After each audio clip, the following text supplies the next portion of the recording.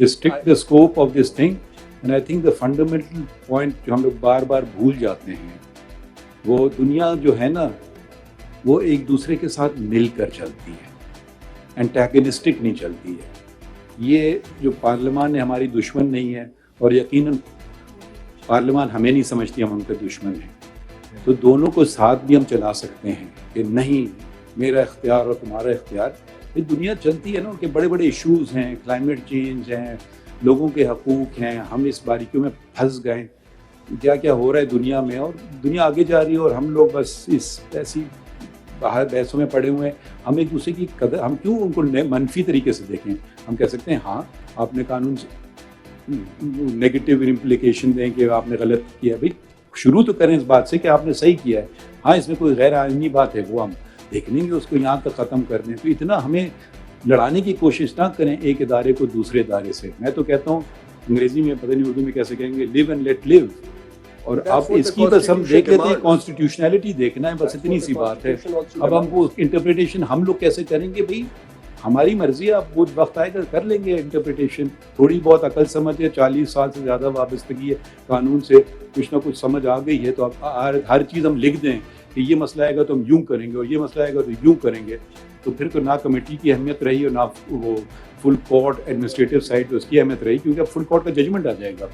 پھر تو بالکل آپ نے ہمیں پابند کر دیا اور ہمیں اسٹریٹ جیکٹ میں ڈال دیا. ادھر ہمیں نہ لے جائیے، آپ صرف فوکس رکھیے آئین پہ جو اٹیک ہوا ہے.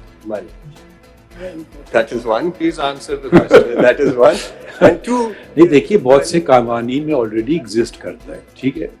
اب ہم کوئی ATA کا کیس اٹھا کے باہر تو نہیں پھینک دیتے ہیں کہ جی ان میں ایک میعاد لکھی ہوئی ہے قانون نے کہ ادھر جائیں. تو وہ ہمیں ہر چیز دیکھنا ہوگی کہ ڈائریکٹلی کانسیکوئنٹلی وہ پرٹیکولر کیس کیسا ہے، ہم جنرل براڈ پیرامیٹرز کر دیں. تو میرے خیال میں اگر اس میں میں صرف جو پوائنٹ لاسٹ ڈیٹ پہ آپ کو کہا تھا اس میں اگر پارلیمان چاہتی تو ایک قدم زیادہ جا سکتی تھی.